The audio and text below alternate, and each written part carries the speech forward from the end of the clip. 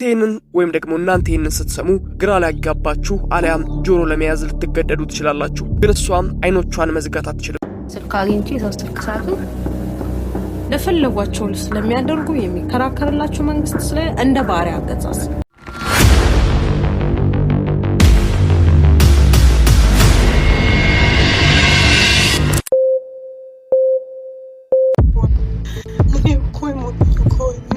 ግድግዳዎቹ የሚደብቋቸው አንዳንድ የሚገሙ እውነቶች አሉ። ይህ ታሪክ ስለ ፖርታ-ፖርቲ ነው። I just bears witness to that porta potty video. Oh my god. Do you not watch it? ታሪክ የሰው ልጅ ወደ እንስሳነት እንዲያውም ወደ ቁስነት ወረደበት። We are not animals. ረሃብ የሆድ ረሃብ ብቻ አይደለም፣ የዝና ረሃብ። You guys. ስንቶች በውርደት የተዘፈቁባቸው но и сейчас уже далеко не как-то ምናልባትም የውርደት ታሪኮች ናቸው። Она у меня на руках была. Она все время со мной ходила и все время говорила: ለፈለጓቸው ስለሚያደርጉ የሚከራከርላቸው መንግስት ስለ እንደ 4 ሰዓት ነው ለሊት የምነሳ 12 ሰዓት ላይ መስራት ላይ ሰዓቱ እኩለ ሌሊት ይመስላል። ዱባይ የባህር ዳርቻ ላይ የሚገኙ ቪላዎች መብራታቸው አይጠፋም። ከውጭ ሲታዩ ሰላም ይመስላሉ። ውድ መኪኖች በደጃቸው ላይ ተደርድረው አምሽተዋል። ነገር ግን ወደ ውስጥ ጠጋ ብለን ስንመለከት ግድግዳዎቹ የሚደብቋቸው አንዳንድ የሚገሙ እውነቶች አሉ። እስኪ አስቡት፣ እናንተ የምታውቋቸው ምናልባትም አብራችሁ ያደገች የእናንተው ሰፈር የሆነች ወጣት ኢንስታግራም ላይ ፎቶቿን አይታችኋል። ዱባይ ነኝ ትላለች፣ እየተዝናናው ነው የሚል የፖስት ላይ ጽሑፎች ይታያሉ። ምናልባትም እጇ ላይ ያለው ቦርሳ የ3 ዓመት የኛን ደሞዝ የሚሸፍን ነው። የለበሰችውም ጫማ የኛን የቤት ኪራይ ለዓመታት የሚዘጋ ሊሆን ይችላል። ግን ያንን ጫማ ለመግዛት የከፈለችው ዋጋ ማንንም አይናገርም፣ እሷም አትናገረውም። ይህ ታሪክ ስለ ፖርታ-ፖርቲ ነው። ይህ ታሪክ የሰው ልጅ ወደ እንስሳነት እንዲያውም ወደ ቁስነት የወረደበት የ21ኛው ክፍለ ዘመን ጥቁር ጠባሳ ነው። ለምን ይህ ይሆናል? እንዴት እሴቶቻችን እዚህ ደረጃ ላይ ይደርሳሉ? መልሱም ቀላል ነው። ረሃብ የሆድ ረሃብ ብቻ አይደለም፣ የዝና ረሃብ፣ የፎቶ ረሃብ። የሰው ልጅ ክብር ይልቅ ለቁስ የሚሰጠው ዋጋ ሲበልጥ ሰይጣን የድግሱን ጠረጴዛ ማዘጋጀት ይጀምራል። ዱባይ ደግሞ ያ ድግስ የሚካሄድባት ትልቋ አዳራሽ ትሆናለች። መጀመሪያ ሲደወልላት ንግስት ትሆኛለሽ የሚል ጥያቄ ነው የሚቀርብላቸው። አንቺ ለዚህ ድህነት የተፈጠርሽ አይደለሽ ይሏታል። 5 ኮከብ ሆቴል፣ የግል ጀት፣ ሺዎች የሚቆጠሩ ዶላሮች። ማን ነው እምቢ የሚለው? በችግር ውስጥ ያለች ነፍስ ውሸትን እንደማር ትጋታለች። አውሮፕላኑ ስትገባ የለበሰችው ልብስ ተራ ቢሆንባትም እንኳን አእምሮዋ ውስጥ ግን የንግስና ዘውድን ደፍታ ጉዞ ትጀምራለች።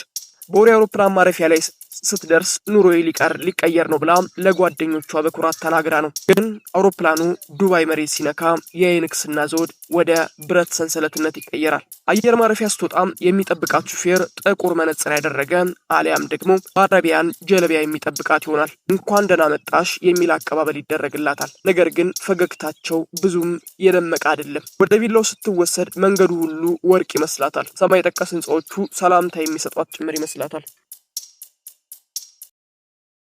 ቪላው ስትገባ የመጀመሪያው ጥያቄ ይቀርብላታል። ፓስፖርትሽን አምጪ የሚል ይሆናል። ይቺ ናት እንግዲህ የመጨረሻዋ የነጻነት ሰከንድ። ፓስፖርቷን ስትሰጥ ማንነቷን ሰጠች ማለት ነው። ከዚያ በኋላ እሷ ሰላም ወይም ፋጡማ አይደለችም። እሷ ቁጥር ናት፣ እንደውም እርሷ ዕቃ ናት። ለምን ፓስፖርቴን ትወስዳላችሁ የሚል ጥያቄ ስታቀርብ ለደህንነትሽ ነው ይሏታል። ውሸት ነው። ይህ ለባርነት የሚሰጥ ነው። ፓስፖርት የሌላት ሴት በዱባይ በረሃ ውስጥ እንደወደቀ ወረቀት ናት።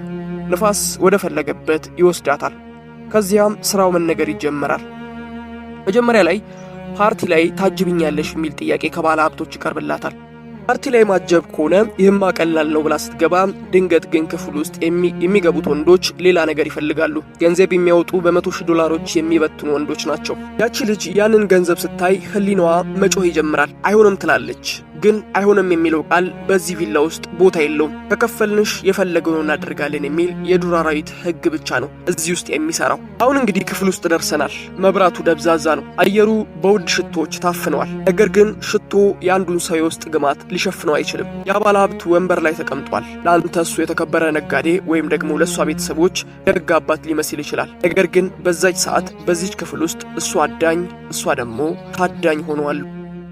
ይህንን ወይም ደግሞ እናንተ ይህንን ስትሰሙ ግራ ሊያጋባችሁ አሊያም ጆሮ ለመያዝ ልትገደዱ ትችላላችሁ። ግን እሷም አይኖቿን መዝጋት አትችልም። ይህ ፖርታፖርቲ ነው። የሰው ልጅ ክብር በዶላር ተመን ወጥቶለት እንደ ሽንት ቤት የሚቆጠርበት ቅጽበት ነው። ያቺ ልጅ በዚያ ሰዓት የምታስበው ስለ ገንዘብ አይደለም፣ የምታስበው ስለ እናቷ አይደለም፣ የምታስበው እኔ ሰው ነኝ ወይስ አይደለሁም የሚለውን ጥልቅ ጥያቄ ላይ አእምሯ ታቀርባለች። በዛች አሰቃቂ ሰከንድ ነፍሷ ከሰውነቷ ተለይታ ጣሪያው ላይ ሆና የምታያት ይመስላታል።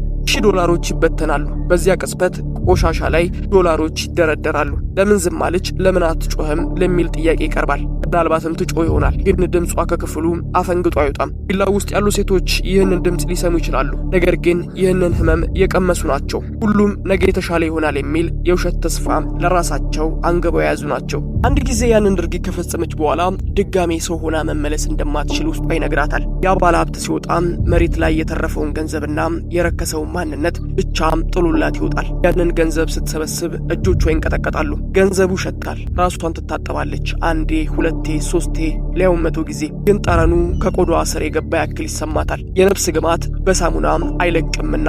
ሳምንቱ አለቀ። ጉዞ ተፈጸመ። ፓስፖርቷ ይመለስላታል። አሁን ቦሌ አውሮፕላን ማረፊያ ትደርሳለች። ቦርሷም በውድ ስጦታዎች ተሞልቷል። ኪሷ በዶላር አብጧል። ጓደኞቿ ሲያዩዋት ተሳክቶላት ይመስላል። ቤተሰቦቿም ኩራታችን ነሽሏታል። እናቷም እቅፍ አድርጋ ስትስማት ያቺ ልጅ ግን ውስጧ መጮህ ይጀምራል። እናቷም የምትስማት ያቺ ንጹህ ልጇ ሳይሆን የረከሰችው ፖርታፖርቲ እንደሆነች አእምሮዋ እየነገራት ነው። ያንን ገንዘብ አውጥታም ቤት ትሰራበታለች። ግን ያ ቤት ውስጥ ስትተኛም ጣሪያው ላይ ያንን የዱባይ ቪላም ታየዋለች። አልጋው ላይ ያንን ባለ ሀብት ታየዋለች። ብዙዎች ይህንን ህመም ለመርሳት ወደ መጠጥ ይሄዳሉ፣ ወደ እጽም የሚያዘወትሯሉ። አንዳንዶች ደግሞ ህመሙ ሲበዛባቸው ከዚህ በኋላ ምን የቀረኝ ክብር አለ ብለው ወደ ዱባይ ይመለሳሉ።